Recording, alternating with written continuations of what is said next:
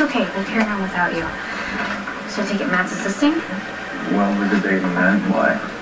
He's giving your team orders. Elizabeth, prep OR 5 and 15. Rita, thank you. Who's doing the surgery? I am. Excuse me. Can I speak to you for a second? Excuse me. Well, we discussed this. I'm the one with the experience. I'm the one that's going to do this procedure. It's a difficult procedure, man. Yeah, you keep reminding me of that. My neurosurgeon license is current. I am more than capable. And you don't have to keep reminding everyone around here that you're the better brother. That's not what this is about. I'm concerned about a patient who needs a shunt placed between her ventricles before the CSF pressure kills her. I've done this procedure successfully. You haven't. I have performed many procedures similar in scope. Look, I'm not a novice, okay? I'll tell you what, just once. Just once, keep the faith, and let me do the job I've been trained for. Jax is so cool. He really went out to get Michael's own fridge. Yeah, I hope he gets a small one. You know how Jax can overdo everything. Oh, I know what you think we're playing favorites with Michael. He needs the fridge so he doesn't struggle going downstairs to get water. Or in his case, soda. I get it. We have to do everything we can to make things easier for Michael. And I'm just glad he's coming home. You miss your brother, don't you? A lot. Get it. Yes. You know, come here.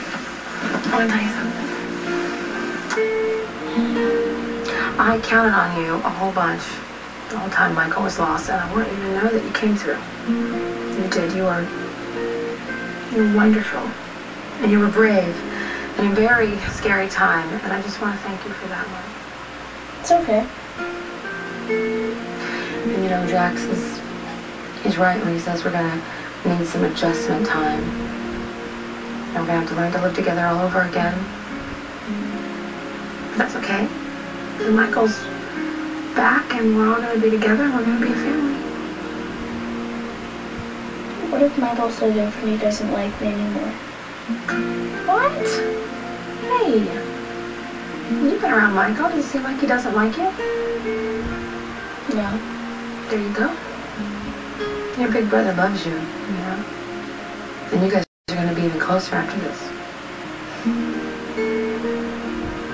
Can't wait till Michael's all better. He's going to teach me how to drive. Well, that's going to be some trick since he doesn't even know how to drive himself. He's old enough to learn. Michael already said he's getting a car. That way he can drive back and forth whenever he wants to. I guess I'll have to cross that bridge when I get to it. Michael's in trouble. What? What happened? Well, I found him in his room at the hospital. He was throwing things. He was yelling at Elizabeth. And he punched me. He hit you? Yeah, Sonny, it's fine. I calmed him down. I did whatever I could to reassure him. But he's got some major self-control issues. Do you think it's okay for him to live at Carly's? Because I don't want him going off on her and Morgan. Look, I think that he hit me because I'm a safe place for him to take his aggression out. But he didn't touch Elizabeth. He was violently angry enough to convince me there's reason to worry.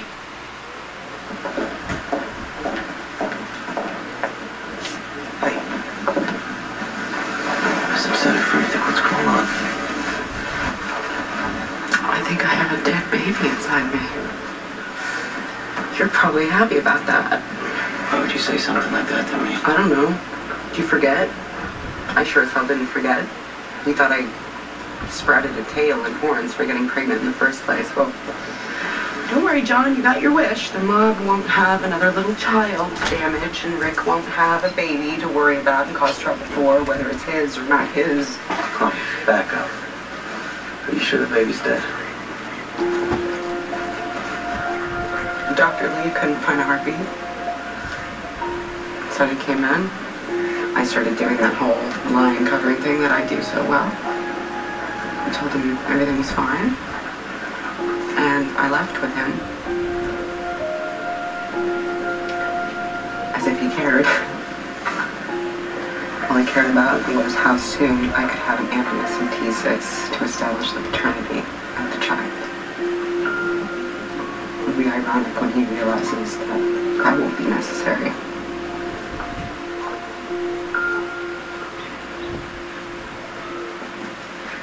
Someone who's about to be a daddy, you don't seem very happy. Hey. Yeah, well, it's not easy keeping secrets from my wife. While the person who should be in jail gets to happily build a new life. You had a valid reason for letting Jerry go. Yeah, I thought so at the You time. were trying to protect your wife and your baby-to-be, and that could be considered helpful. I just want the children living under my roof to have a realistic understanding of who they can trust and who they can't. Why does it sound to me like you're referring to someone other than Jerry? What makes you say that? Because Jerry's gone and he's not influencing anyone under your roof, and maybe it's just a notion.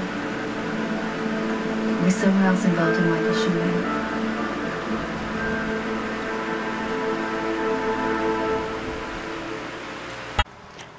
Hi There, a song by Paul Beckman, Paul Rainbow Song, created June 11th, 2009, using the guitar chords F sharp minor and B7. The song is going to be called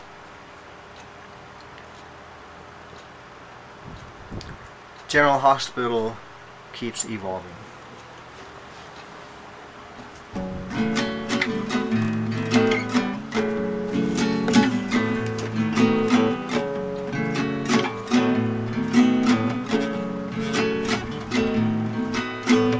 General Hospital keeps evolving, evolving and changing.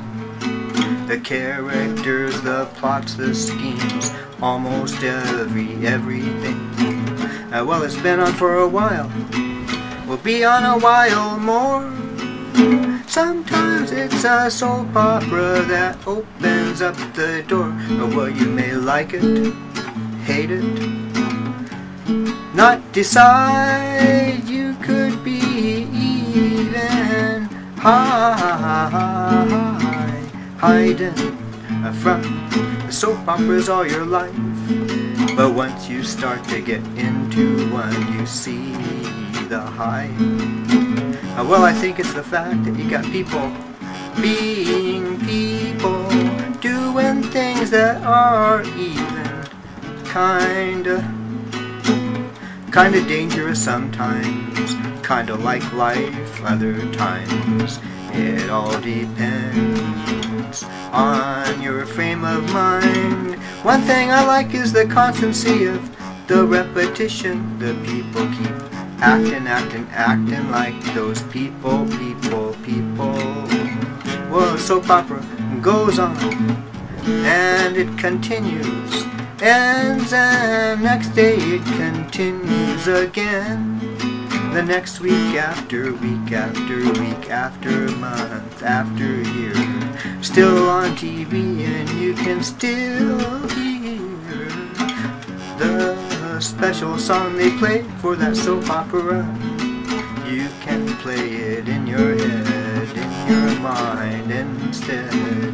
Well, it just continues, kind of something that's fairly constant, not really constant, but it will do for now.